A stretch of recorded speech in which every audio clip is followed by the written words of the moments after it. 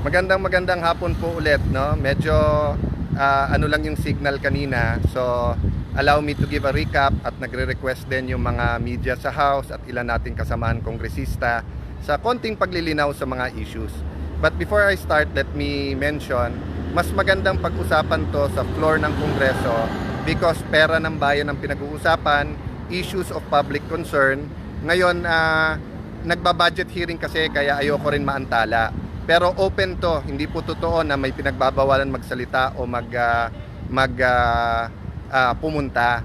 Ang problema sa iba nating katunggali, ilan buwan na ang COVID, ilan buwan na natin pinapakiusapan magtrabaho, nagtago, nag-absent, hindi daw sila makapunta, and then gumawa tayo ng sistema that everyone can do online, at ngayon pinapalabas namin na pinagbabawalan namin pumunta.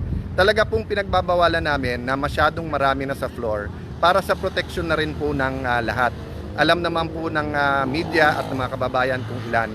I'm very happy with the attendance and with most members of Congress. Ilan lang tong nasa insurgency group na medyo gumagawa talaga ng storya. So while we're waiting for some of the other members of the media, at nababasa ko yung message nyo, kaya gusto nyo magtanong, I'll try to read and answer. So we're here right now sa Lakeshore Hotel Mega Quarantine Facility. No? So ito yung ginagawa ni Mayor Lani and then ginagawa din ni Mayor Lino na katabi ng Laguna Lake. No? Yan ang Mercato de Lago. Ito po yung isa pang facility. Pero dahil po sa COVID, ayan po, ginamit po yung mga container vans, at dito po ang aming isolation and treatment area, no. So yung pinakita ko sa inyo or itong nasa likod ko, yan ang safe zone, no. Safe zone to, admin offices, housekeeping. Pagdating doon yung sa may gate na yon, doon na po yung may mga pasyente na who are being treated well, no. So, Teachers Day. Kung gusto mo maging valedictorian, ano ba dapat mong gawin? Hindi ba unang-una na kailangan mong gawin ay mag-aral ka ng mabuti? Hindi dapat na mandaya o just because malapit ka sa principal, you take advantage. Walang masama na malapit ka sa teacher mo, sa principal. Pero sa Congress po, may kasamahan tayo, umabsent ng umabsent, inoperang ko po na maging understudy ko, na maging equal ko po halos sa pagpapatakbo ng Kongreso, pero nag-decide po siya mag-absent at magtago. Sabi, working quietly. Wala pong working quietly sa Kongreso dahil po sa Kongreso ang publiko kasama. So sa publiko po, kaya nga public hearing. So nagsasalita ka at nagpapahearing. Kaya nga privilege speech, nasa floor ka. Kaya interpellation, magsasalita ka, no? So yung working quietly, ang ibig sabihin nun, doing nothing, 'di ba? Marami po nagwo-work quietly in the sense na sa kanilang distrito ay tinutulungan mga tao, pero they're working actively at nagsasalita sa Kongreso. So I had to address this issue simply because it will take time before we can do it on the floor, no? But anytime, para doon pwede mag-interpellation, pwede tayo magsagutan, pwede magtanong. Ang medyo inaalma ko lang ay yung campaign of lies o yung paninira na ginagawa. Sabi 60% daw ng budget ng Metro Manila napunta sa Taguig. That's completely po false. Ang sabi po, we're not being fair with the party list. I-compare nyo po ang lahat ng mga committees at participation nila sa huling mga kongreso. Record-breaking po ang mga posisyon na ginawa natin. Yun lang po, kasi may mga kasamahan po tayo, and at the right time, no, I will give them the opportunity to face the accusations because totoo to, no. Arnie Tevez, Congressman Arnie Tevez, and former Deputy Speaker Mikey Romero, malinaw ang konstitusyon na hindi pwedeng gamitin ang posisyon ng congressman, lalo kung illegitimate o illegal yung business. At pag legal yung business, may mga pagkilos na magiging illegal. Sorry, hindi ko talaga pinayagan kahit gaano kayo karami, kahit gaano kalakas kayo, kahit sabihin mong backup sa'yo si Albi Benitez at saka yung Visayan Black. Ang bawal ay bawal, no? Ang illegal ay illegal. Lalo sa panahon ng pandemya, don't take advantage of the public. So don't make it appear that this is about the budget. Sinabi po ni Congressman Velasco sa harap ng mga kongresista, sa harap ng Pangulo, he will pass the NEP, the National Expenditure Program, as it has been proposed. Sabi naman niya sa mga kongresista, mga barkada lang ni Cayetano nakakuha ng malalaking budget. Unang-una, sinabi mo sa Pangulo, ipapasa mo as is. So you admit that it's from the President. Paano naging barkada ni Cayetano o si Cayetano ang gumawa ng budget, no?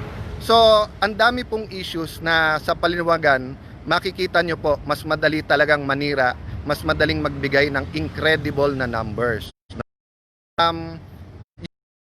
Tanggal po ay hindi namin gusto. Gusto kong makatrabaho ang lahat ng kongresista. Pero habang po kami ay busy sa budget, yung opisina ko po ay punong-puno ng mga national officials, mga NGOs, mga kailangan nating kausapin sa budget. Ano po ginagawa po ng iba nating mga kasamahan? Panay kasinungalingan sa Viber groups, iniisa sa mga kongresista, wag daw mag-attend ng session, patayin daw yung Zoom. So we had to tell people, di ba, na if you want to work with us, regardless kung kanino kayo, kung anong politika nyo, you're welcome. At you're welcome to remain in the leadership. Pero hindi naman pwede na sa Committee on Rules ka, may chairmanship, etc. Then you keep working against us. So don't worry po, kung hindi kayo, if you're not for me, or you want a different speaker, iba politika natin, opposition, administration, will continue working with you at walang problema po yung mga posisyon at yung mga entitlements that come with it. Ang inaano ko lang po, don't actively sabotage or work against us because a house divided will fall. At hindi ako papayag that the house of the people will fall. No? So let's focus on the budget muna in the next few days. After that, sa floor, may oras pa naman tayo para pag-usapan lahat to, no? Kung matutuloy po yung plano na sa Friday po second reading, tapos sa 14 naman yung third reading, then we'll have time in between that para po mag-usap about national issues and about issues sa House of Representatives. Pero please don't burn down the house. Yung mga kasinungalingan na binibigay nyo, ayoko man pansinin, gusto ko man pag-usapan ang budget. Ang problema po, panay kasinungalingan, no?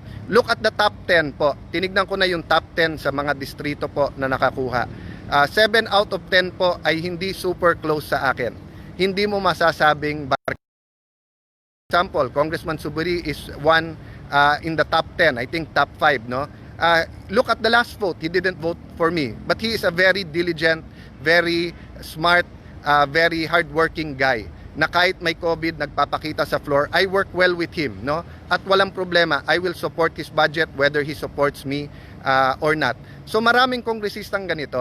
Ang problema nga po, sobrang uhaw sa kapangyarihan ng iba ay willing sila na isabotahe ang budget process, willing sila na kahit 3 beses pakiusapan ng presidente ay mag-no sa harap niya, at willing pong manggulo. So, let's put everything in the right time, no? Hindi panahon ngayon ng pamumulitika. So, mga kasama, I have to get in the car and go back to Congress. But let me just, liwanagin ko lang po ito ulit, At the start of the term, niyaya ko si Congressman Velasco. Be the senior deputy speaker. Walang posisyon na ganon, but we will create one para you will be the understudy. Para mapalapit ka na sa mga kongresista, yung mga values na gusto ko sa Congress, no corruption, no parking, no pork barrel, walang holdapan, at hindi pwedeng gamitin ang posisyon sa illegal na mga negosyo. Ang problema po, he chose na umabsent at kung ano-anong ginawa sa kanyang buhay and bumarkada sa mga tatamaan ng policy ko na yan, di ba? So I did not tolerate it, and I can show you not only evidence later on, but also how they tried to use Congress for their illegal activities, no? So muli, yun ang sinabi ko po sa ating mahal na Pangulo, ang ating pong pangalawang ama, Tatay Digong, na Mr. President, tapusin na lang natin budget sa December para mas transparent, sabay na naming gawin. Samahan na ako ni Congressman Velasco para by December, napalapit na siya sa mga kongresista, nakita niya na yung budget. So yung sasabihin niya, ako lang ang gagawa ng budget, sa harap ng Pangulo, niyaya ko siya. Hindi daw Kailangan daw September 30 or October 14. So that's why pinaliwanag ko sa ating Pangulo sa susunod na meeting na Mr. President, hindi pwedeng dalawa gumawa ng budget. Hindi pwedeng dalawa magluluto, no? Tapos iba ang direksyon. So either ibigay ko na sa kanya, kaya ako nag-offer na mag-resign ng September 30, or ituloy ko na at tapusin ko ang budget, no? And very obvious naman, in-announce na ng Malacanang, di ba? That it's left up to the House leadership. So everyone naman reads between the lines. Ang problema nga, dahil pera, illegal na negosyo ang pinag-uusapan na dito nung isang panig, ay mabigat po ang aking haharapin. But handa po ako dito.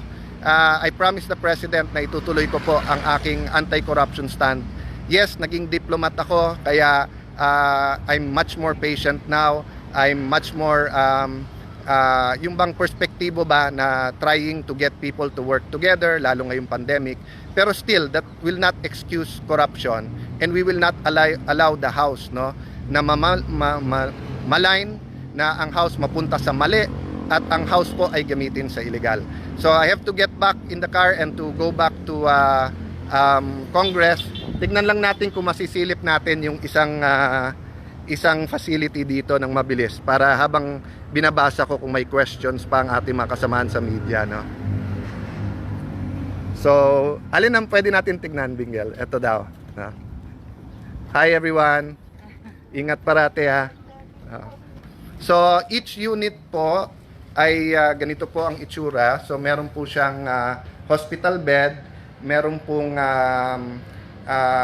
lalagyanan po na may food, and then meron po siyang maliit na table, tapos may sarili pong sink at may sariling CR, at meron pong libreng wifi, no?